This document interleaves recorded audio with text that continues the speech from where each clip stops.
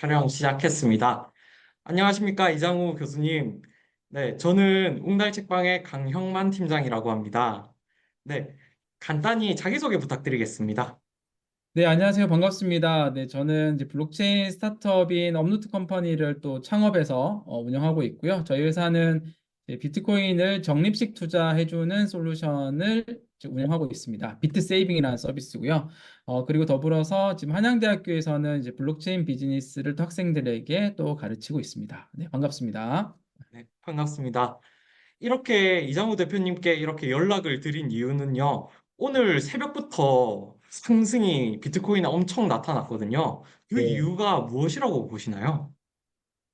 그 사실 오늘 뭐 뉴스도 많이 나오긴 했는데요. 시장에 이제 표면적으로는 많이 가장 알려진 소식을 좀 정리를 해보자면 이제 단기적인 가격의 흐름은 사실 기대감이잖아요. 기대감인데 이번에는 무슨 기대감이었냐면 금리 인하에 대한 기대감이었던 것 같아요. 어제 이제 그 연준이 통화 정책을 펼치는 데 있어서 그 금리 인상을 할지 인하를 할지 방향을 결정하는 데 있어서 가장 중요한 요소가 시장의 인플레이션이라는 지표이잖아요. 그 인플레이션이라는 지표를 가장 잘 그 표현해 주는 게 이제 소비자 물가 지수인 CPI라고 한 지수인데 이 CPI 지수가 이번에 발표된 게 상승세가 둔화가 됐거든요. 상승세가 둔화가 되니까 이제 그러면은 인플레이션 좀 잡혀가고 이제 금리 인하가 될 수도 있겠다. 올해 9월 달에 FOMC 정례회의를 할 때 금리 인하가 0.25% 정도 되지 않을까? 이런 기대감이 올라가면서 이제 금리 인하가 된다는 얘기는 또 시장에 또 유동성이 좀 풍부해진다는 얘기고요. 그러면은 이제 유동성에 있어서 가장 잘 반응하는 뭐 비트코인 같은 자산의 가격에 또 호재가 되지 않을까? 이런 기대감이 있었던 것 같아요. 이게 지금 뭐 시장에 잘 언급이 된 이유인 것 같고요. 뉴스도 참 많이 나오긴 하거든요. 근데 또 하나는 이제 저는 거기에서 하나 더 좀 보고 싶은 것은 물론 이제 아주 단기적인 지표는 아닙니다만 비트코인에 내재된 특성들이 좀 있는데요. 이제 채굴자들에 대한 어떤 흐름들입니다. 그래서 혹시 채굴자들에 대해서 뭐 잘 아시죠? 네. 그래서 비트코인 같은 경우는 이제 채굴자들이 존재하고 채굴자들은 이제 채산성이라는 게 나와야 되거든요. 근데 이제 그 채굴자들이 거의 한계 지점까지 도달한 최근에 위치긴 했어요. 그래서 요거를 제가 한번 데이터로 한번 잠깐 이제 보여드리면 채굴자들에 대한 지표인데요. 요 화면이 제가 그 저희 이제 뭐 비트 세이빙 서비스에 이제 커뮤니티가 있는데 그 세이빙 스쿨에 5월 12일 날 정도 지난주에 공유했던 화면이긴 하거든요. 이게 현재 시장의 상황을 조금 표현해 주는 이제 내용이었는데 요 수치가 말하는 게 뭐냐면 요 사이트에서 이제 비트코인의 어떤 이제 채굴에 대한 코스트를 표현하는 사이트이고요. 5월 10일자 기준으로 해서 이게 지난주잖아요. 비트코인 네, 채굴 코스트가 이제 8만 1,000달러 정도는 돼야 8만 1,880달러 정도 요게 이제 비트코인을 채굴하는 데 들어간 비용을 말하는 거고요. 그 지난주 당시에 이제 비트코인 가격이 6만 달러가 정도 됐거든요. 6만 달러이라는 거고 이게 이 얘기는 현재 비트코인 채굴을 하면 채굴에 대한 비용이 훨씬 더 크다는 얘기입니다. 현재 비트코인 채굴해서 비트코인 파는 가격보다 요거를 이제 그 지표로 표현을 해보면 비율로 표현을 해보면 비트코인 가격 대비해서 비트코인의 평균 채굴 비용이 1.35, 그러니까 35% 정도 더 많이 나온다. 이 의미거든요. 이 네, 요 지표가 사실 의미하는 바는 뭐냐면 지금은 채굴자들이 채굴을 하면 채굴한 족속 계속 손해다. 이 얘기고요. 그러니까 채굴자들이 거의 한계 지점까지 와 있다. 이런 의미기도 합니다. 이 1.35까지 되면. 근데 과거에 1.35가 되는 지점들이 몇몇 지점들이 있어요. 요 지점들을 보면 요 지점들이 뭐 그 당시에 매수하기 굉장히 좋은 시점이었다. 그러니까 채굴자들이 가장 한계 지점까지 온 지점이 비트코인 투자를 한 입장에서는 이제 단기적인 바닥일 가능성이 높았다라는 의미고요. 제가 그때 뭐 저희 커뮤니티 이렇게 쓰긴 썼었는데요. 그 당시에 아까 얘기 드렸던 뭐 채굴 비용이 8만 1,000달러 정도, 비트코인 가격은 6만 달러 정도, 비율은 1.35 정도.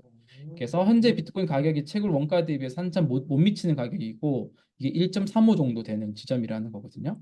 그래서 과거 기준으로 볼 때 이 정도의 비율 차이가 나오는 시점이 가장 좋은 매수 시점이었다. 그게 보면 뭐 2022년도 11월 달, 2020년도에 뭐 3월, 5월 달, 18년도에 11월 달, 16년도에 6월 달 이런 거였거든요.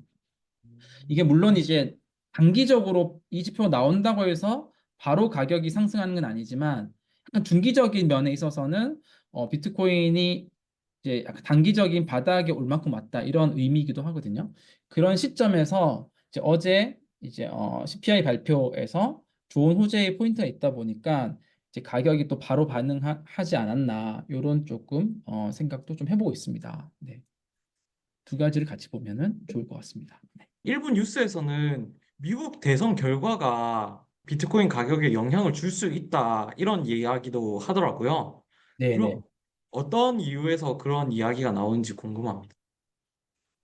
먼저 이제 그 시장에서 얘기하는 이제 전망들을 한번 좀 정리를 해보면 요 얘기의 이제 원재료는 이제 그 영국의 이제 스탠다드 차트라고 하는 은행이 있는데요. 여기서 그 전망을 내놓은 거거든요. 근데 왜 스탠다드 차트의 전망이 조금 더 사람들이 좀 의미 있게 보냐면 작년에 스탠다드 차트가 올해 비트코인 가격이 1억을 넘고 한 12만 불 정도 갈 것이다라는 전망을 좀 많이 내놨었고요. 실제로 이제 그렇게 조금 가고 있는 흐름이 있잖아요.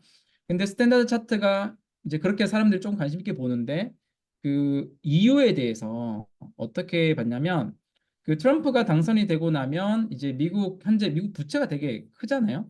그래서 미국 어떤 재무부의 위기에 대한 게 더 부각이 될 거고 부각이 되면 이제 달러가 약달러가 될 가능성이 크고요. 그렇게 되면은 이제 대체 자산에 대한 관심이 되게 높아질 거고 대체 자산에 그 니즈가 높아지면 이제 비트코인이나 가상자산이 거기에 대한 좀 수혜를 얻을 것이다. 그래서 이제 비트코인 가격이 더 많이 상승할 것이다. 이런 이제 전망 하나랑 그리고 이제 트럼프가 이제 다시 이제 등장을 했는데 그 친암호화폐가 돼서 다시 등장을 한 거예요. 그렇다 보니 이제 트럼프가 당선되면 이제 가상자산에 관련한 규제들에 있어서 더 완화된 스탠스의 규제들이 많이 나올 것이다. 이런 전망들이 두 개가 이제 묶이면서 비트코인이 이제 2억 원 넘는다. 그러니까 거기 전망으로는 20만 불 넘어선다. 이런 이제 전망이 나온 거거든요. 이게 이제 시장에서의 전망이고요. 이제 제 의견을 좀 보태 보자면 저는 뭐 사실 이전에 뭐 다른 채널들에서도 언급하긴 했지만 사실 트럼프의 재선과 큰 상관없이 이제 올해 또는 내년에 이 상승장에서는 20만 불 정도가 어떤 좀 갈 수 있는 현재 흐름이라고 좀 보고 있긴 하거든요. 그래서 뭐 사실 저는 이제 트럼프 당선과 상관없이 그 정도는 갈 것이다라고 하는 이제 전망을 좀 가지고 있는 편이긴 하고요. 시장에서는 그런 부분이 있는 것 같습니다. 그리고 어, 이제 사실 대선에서 누가 되고 안 되고도 좀 되게 중요하긴 한데요. 정책에 있어서 올해 이제 이 대선이 있다란 자체가 되게 조금 오히려 이제 이런 경기 면에 있어서 되게 영향이 크긴 하거든요. 과거에 이제 반감기가 있었던 시점들이 다 대선이 있었던 해와 맞물리거든요. 그래서 대선이 있었던 해들은 기본적으로 경기가 좋아요. 이제 경기가 좋도록 여러 가지 이제 정책들을 많이 펼치죠. 그래서 시장에 뭐 어떤 경기 활성화되도록 유동성 공급도 많이 하고 지금 또 금리 인하라는 카드를 통해서 공급하는 게 아니라 다른 형태로 이제 시장 유동성들을 공급하기 위해서 재무부가 엄청난 여러 가지 수들을 많이 쓰고 있거든요. 네. 이제 그런 것들이 이제 사실 미국의 뭐 어떤 주식이나 이런 데 많이 반영되고 있고요.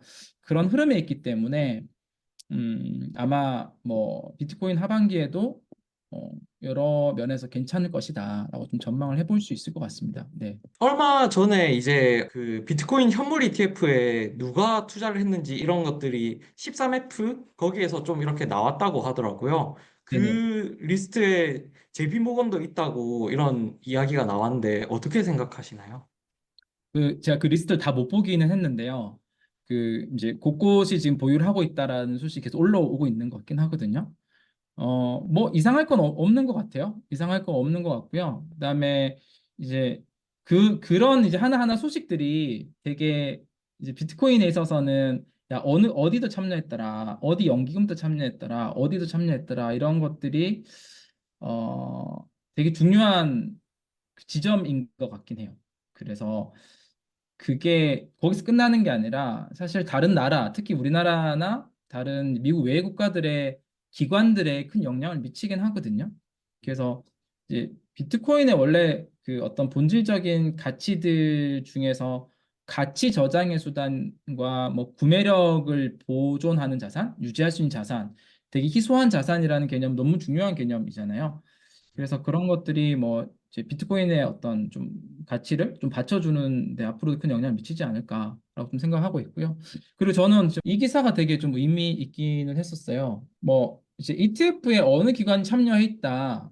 이제 앞으로 계속 나올 소식들은 뭐 점점 더 우리가 생각도 하지 않았던 기관들이 비트코인을 보유하고 있는 현상들 많이 볼 거예요. 그냥 그렇게 염두에 두고 있으면 될 것 같아요. 네. 이제 그럴 것 같고 그리고 이제 로이터에서 이제 어제 나온 기사네요. 5월 15일 날 보면 엘살바도르가 이제 474개의 비트코인을 마이닝했다라는 건데요. 네. 뭐 그럴 수도 있지 대수롭지 않게 생각할 수도 있는데 엘살바도르가 2021년부터 했던 것 중에 하나는 이제 국가가 운영하는 지열 발전소의 일부 전력을 활용을 해서 이제 비트코인 채굴을 시작을 했어요. 이제 그때면 또 2021년도면 엘살바도르라는 국가가 저기 법정화폐로 비트코인 도입한 시기이기도 하고요. 근데 이제 지열 발전소는 친환경 발전소인데 어떻게 보면 재생에너지잖아요.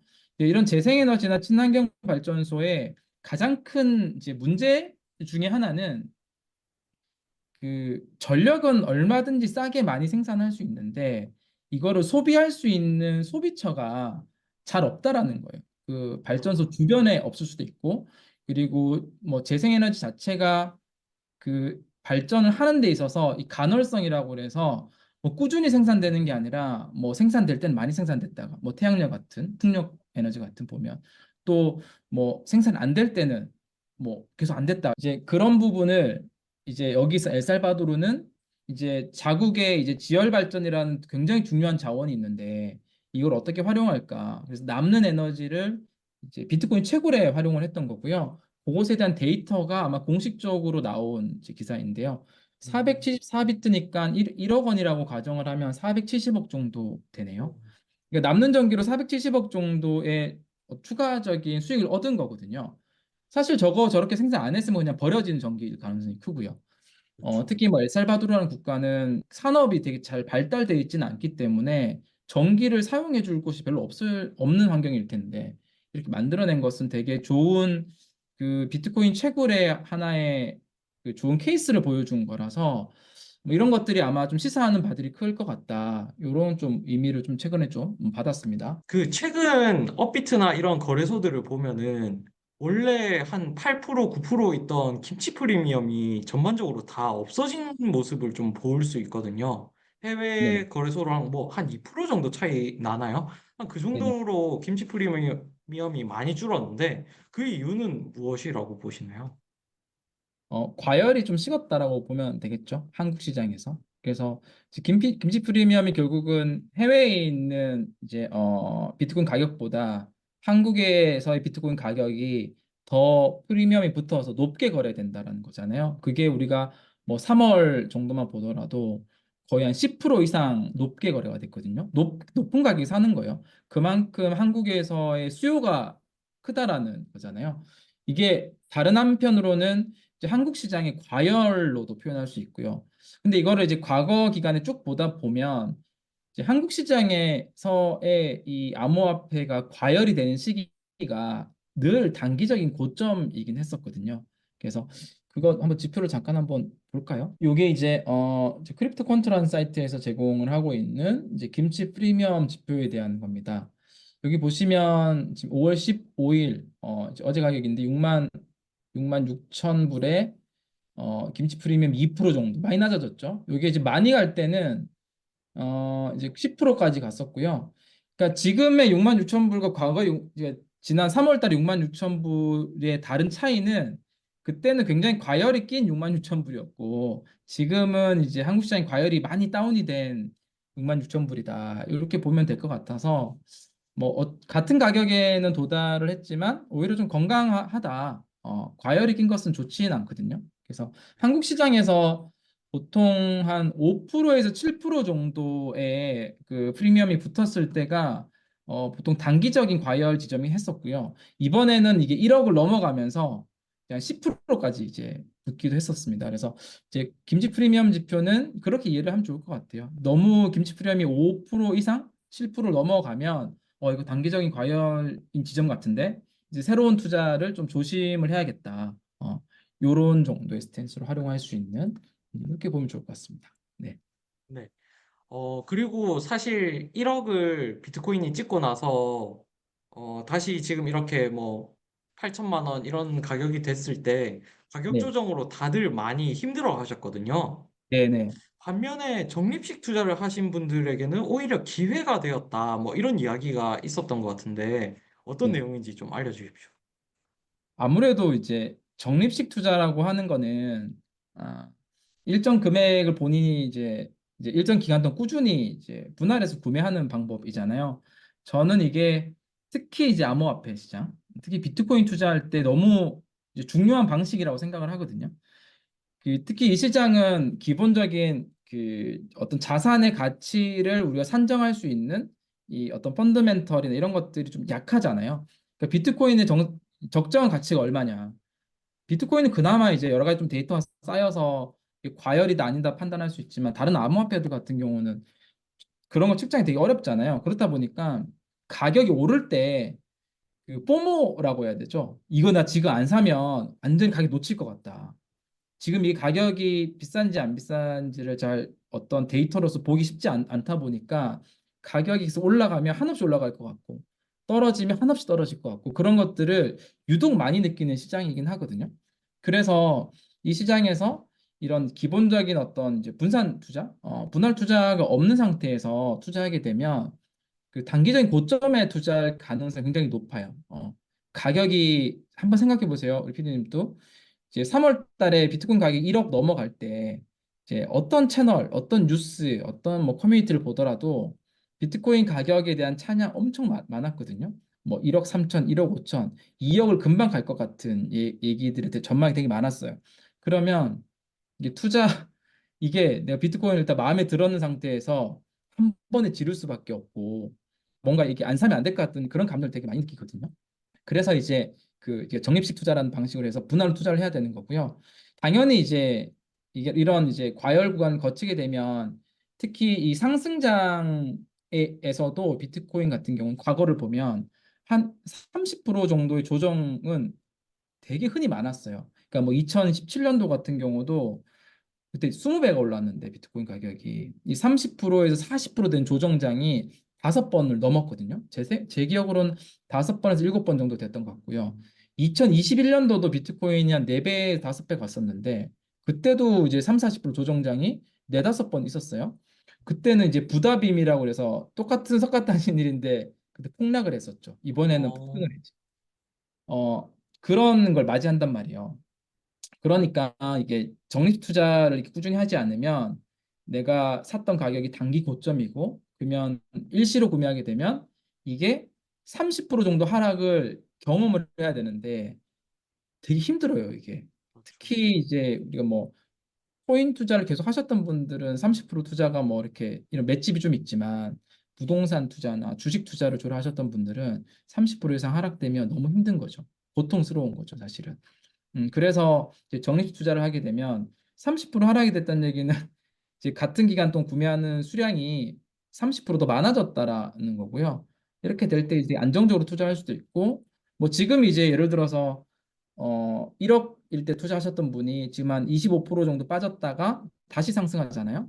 이렇게 1억 정도 다시 가면 아마 적립식 투자로 사셨던 분들은 한 20% 이상 수익 날 거거든요.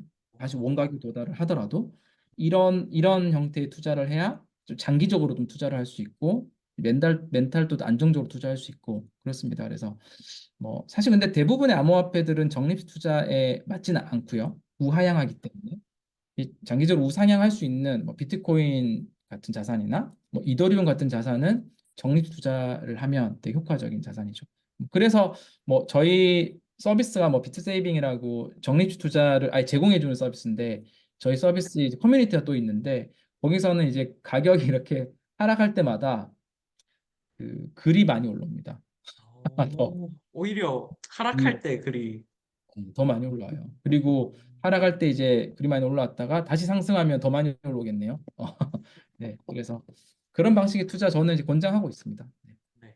오늘 이렇게 급등에 대한 이유도 말씀해 주시고, 뭐, 김치 프리미엄, 그리고 안전하게 더 수익을 많이 낼 수 있는 이런 적립식 투자까지 알려주셔서 감사합니다.